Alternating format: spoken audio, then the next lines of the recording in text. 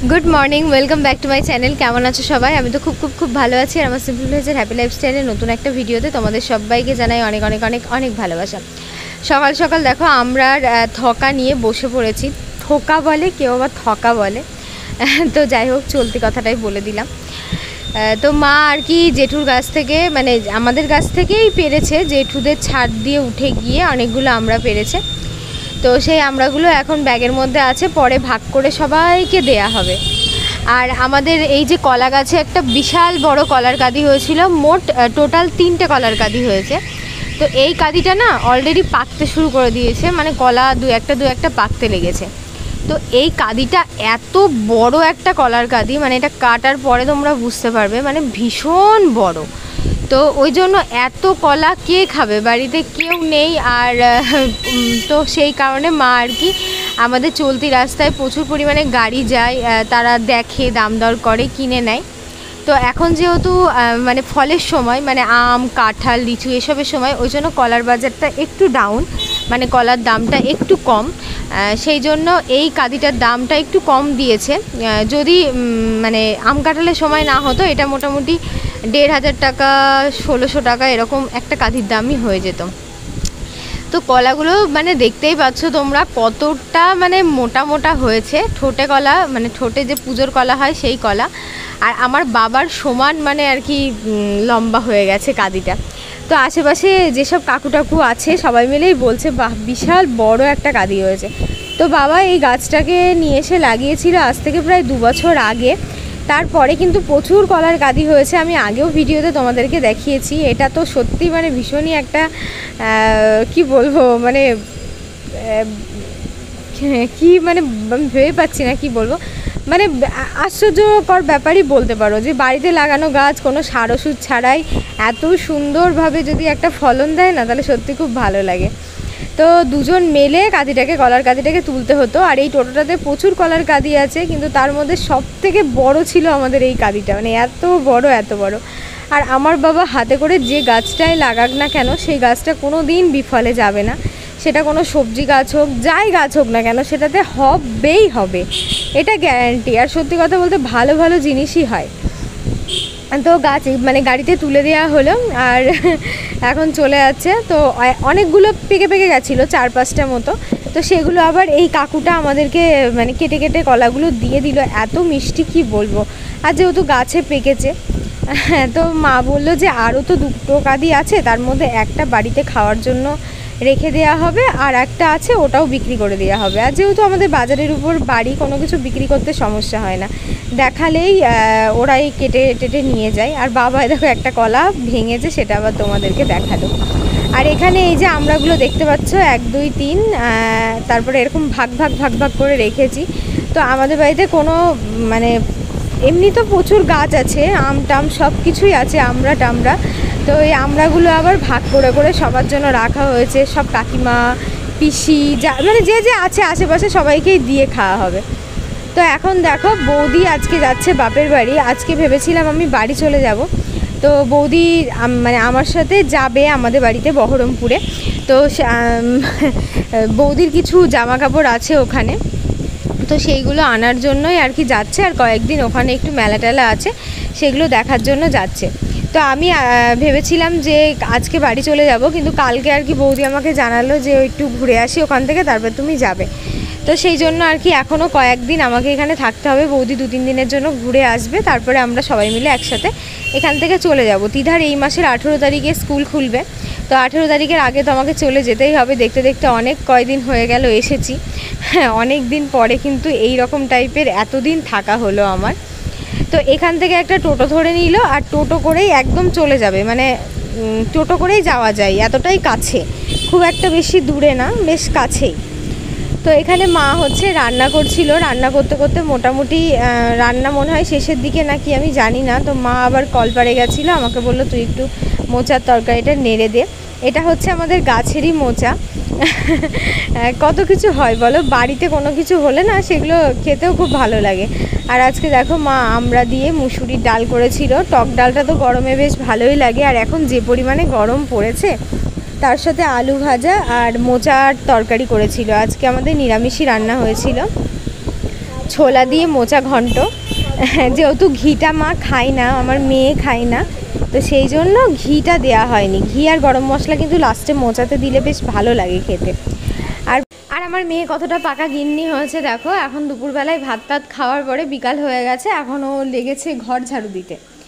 ঘর ঝাড়ু বলছি, উঠোন ঝাড়ু দিতে লেগেছে। তো আমার মা জিজ্ঞাসা করতেই বলছে আমি এখন গা ধোবো, আমার ভীষণ গরম লেগেছে। ও দেখছে আমি একটু ধুলোবালি না মাখলে তো মা আমাকে গাটা ধুতে দেবে না। Good morning, welcome back to my channel. কেমন আছো সবাই? আমি তো খুব ভালো আছি। মানি রে, এবার নিদির দিদুনকে খুঁজছিলি? ওই যে দিদুন তোর ভান্ডার আনতে গেছিল। দিদুন ওই আন্টিদের বাড়িতে পুরাতে গিয়েছিল, আজকে পোয়ান খুলেছে তাই আনতে গেছে। হ্যাঁ, এই একটাই নিয়ে যাবো। এই একটাতে পয়সা জমাতে জমাতে এখন কত বছর লেগে যাবে তার নেই ঠিক। যা নিয়ে আইগা উপরে ভান্ডারটা, দেখি কেমন লাগছে।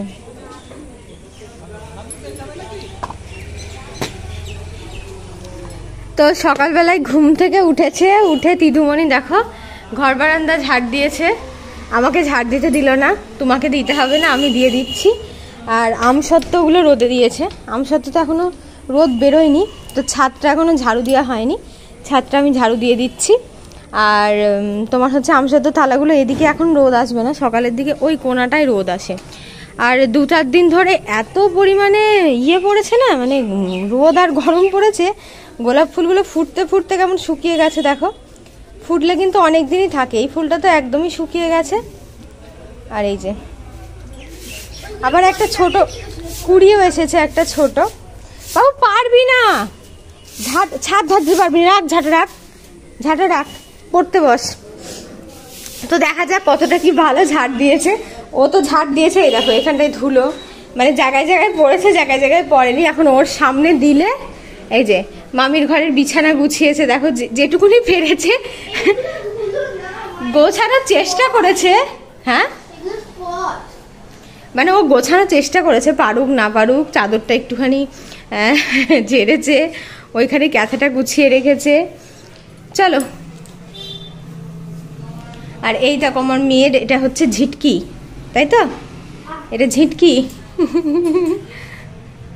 চলো, কি ওটা তোমার হাতে? তো তোমরা বলছিলে যে সেম টু সেম বোতল দুটো, দুটো নিয়ে তোমরা কি করবে? দুটোই আমার না, এটা হচ্ছে আমার, এটা হচ্ছে মামি। ওরা মেলা থেকে দুটো বোতল কিনেছে দুজন মিলে। তো একটা কিনেছে মামি আর একটা কিনেছে ও।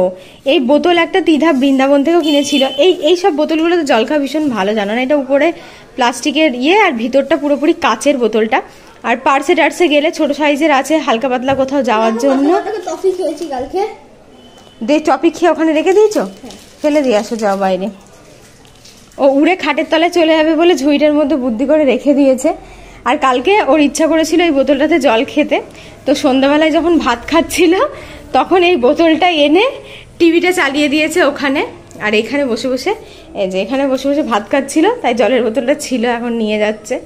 তো প্রথমে দুজন দু রকমের কালার নিয়েছিল, তারপরে আবার চেঞ্জ করে আমার এই কালারটাই বেশি পছন্দ হচ্ছিল, তার জন্য এই কালারটাই নিয়েছে। না, ওটা রেখে দাও গা।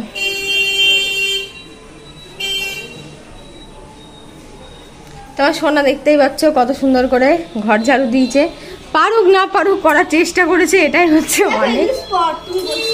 হ্যাঁ, ওগুলো সব একটাও ধুলো না, ওগুলো স্পট।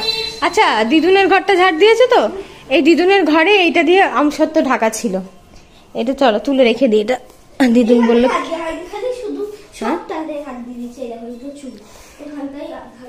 আর আজকে বিছানাও তুলেছে তিধা, বালিশগুলো দেখো সব এখানে রেখে দিয়েছে সুন্দর করে। আসো, চলে আসো। না, তোমার জমানো টাকা কেউ দেখবে না। চলো চলো চলো চলো। এবারে গোপুসোনাকে তুলেছিস? মানে এই যে গোপুসোনা, গোপুসোনা উঠে বসে আছে।